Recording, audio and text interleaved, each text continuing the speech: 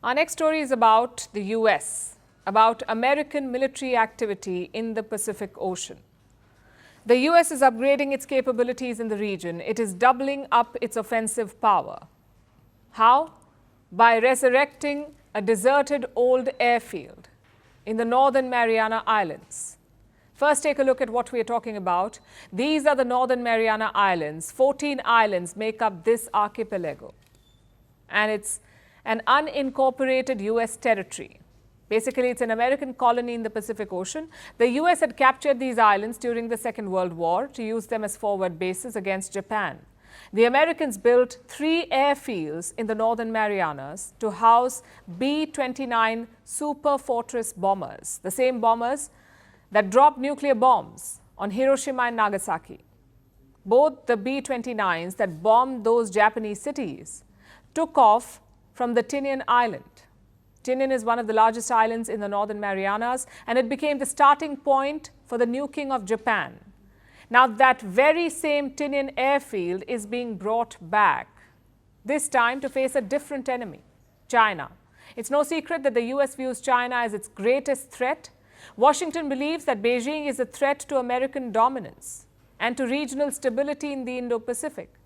China has picked fights with almost all of its neighbors: Japan, the Philippines, Vietnam, Bhutan, India, not to mention the constant threats to invade Taiwan. Beijing is a regional menace, and most of its targets are American allies. The US has promised to protect allies like Japan and the Philippines. It has also vowed to defend Taiwan in the event of a Chinese invasion. So the US needs to have a military presence in the Pacific to deter Chinese aggression and to launch quick strikes in case of a war. That is where the Northern Marianas come in. The Tinian base has been used for strikes before. It was deserted after the Second World War. The US focused on other bases instead. But now Tinian is being revived.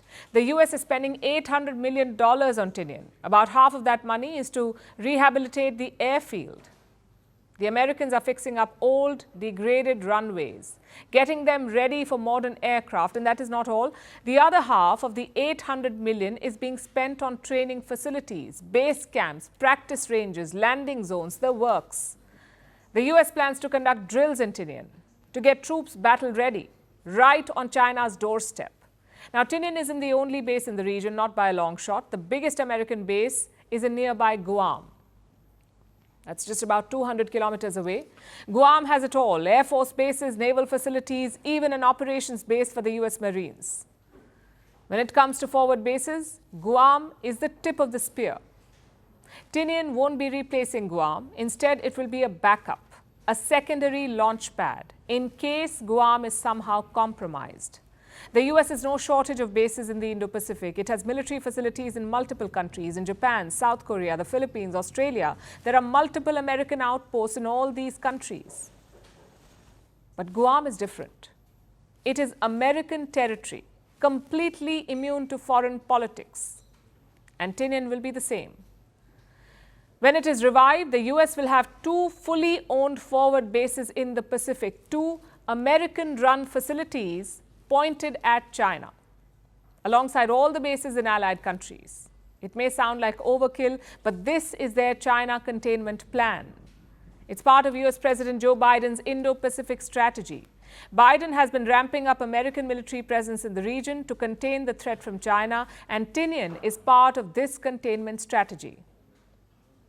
Now, normally this would not bode well. Biden is on his way out. Donald Trump will become president in a couple of months. So a lot of Biden's plans will get torn up. But Tinian's resurrection may continue because the base will work for Trump as well. Trump, as you know, is a China hawk, so expect Tinian's importance to grow in the coming years.